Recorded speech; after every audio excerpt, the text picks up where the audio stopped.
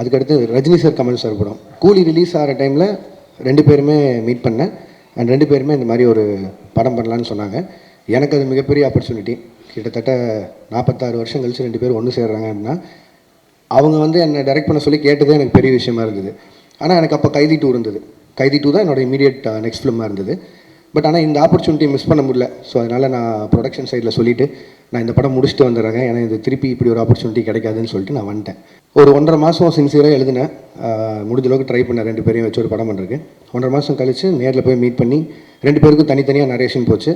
2 பேரும் ஈக்குவலாக எக்ஸைட் ஆனாங்க கதை மேலே. பட் ஆனால் என்னென்னா 2 பேரும் நிறைய ஆக்ஷன் ஃபிலிம்ஸ் கண்டினியூஸாக பண்ணிகிட்ருக்காங்க. ஜெயிலர் 2 வரைக்கும் ரஜினி சார் ஆகட்டும், இப்போது கமல் சாரோட அடுத்து அன்பரி மாஸ்டர் டைரக்ஷனில் வர படமாகட்டும். ஸோ எல்லாமே ஹெவி ஆக்ஷனாக இருக்குது. திரும்பவும் கேப் இல்லாமல் இன்னொரு ஆக்ஷன் போகணுமாங்கிறது தான் அவங்களுக்குள்ள ஒரு கேள்வியாக இருந்து, 2 பேரும் ஒரு லைட் ஹார்ட்டட் ஃபிலிமாக எதிர்பார்த்துட்டு இருக்காங்கிறது தான் எனக்கு அது மூலிமா தெரிஞ்சு 2 பேரும் சொன்னாங்க. பட் லைட் ஹார்ட்டட் ஃபிலிம் எனக்கு பண்ண வராது.